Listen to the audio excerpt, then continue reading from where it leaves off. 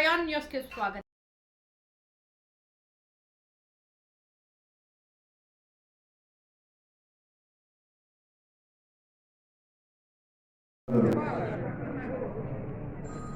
అందరికీ అలాగే కాకినాడ జిల్లా తెలుగుదేశం పార్టీ కుటుంబ సభ్యులకి ప్రత్యేకంగా మహిళా సోదరిమణులకి నా హృదయపూర్వకమైనటువంటి ధన్యవాదాలు తెలియజేసుకుంటున్నాను.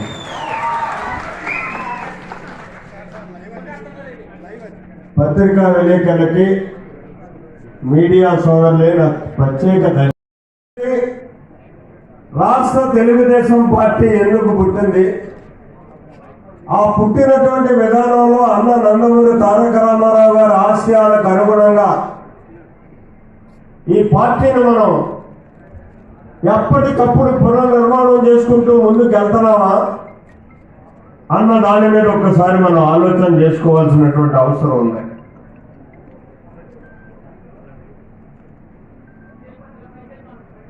ఆ రకంగా చేసుకోవాలని 1982లో ఇది ఒక రాజకీయ పార్టీగా పుట్టేటప్పుడు అన్నగారు దీన్ని రాజకీయ పార్టీగా ప్రకటన చేసేటప్పుడు ఉన్నటువంటి రోజులు ఒక్కసారి మనం జ్ఞప్తికి తెచ్చుకోవాలి. కొన్ని కుటుంబాలకే రాజకీయం పరిమితం అయిపోయి ఉన్నటువంటి పరిస్థితులు ఆంధ్ర రాష్ట్రంలో.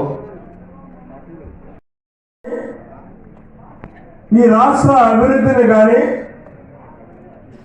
అనుకున్న మేరకు చెయ్యలేనటువంటి పరిస్థితుల్లో ఎవరొచ్చి ఈ రాష్ట్ర విప్లవాన్ని తీసుకురావడం,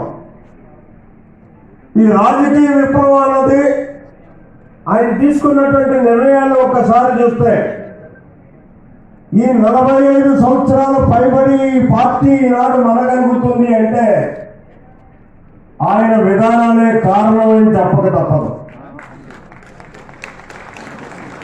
ఒకటి,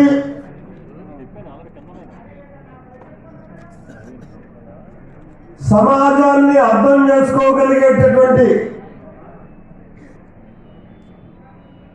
విజ్ఞానవంతులైనటువంటి వ్యక్తుల్ని,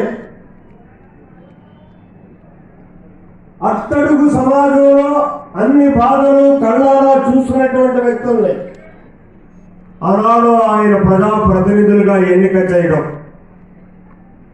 ఎన్నో అవకాశాలు మనలాంటి వాళ్ళందరికీ కలిగించడం, అక్కడితో మార్పు రాదు. 3 విధానాలు చాలా చిన్నవి. ఈరోజు చూసుకుంటే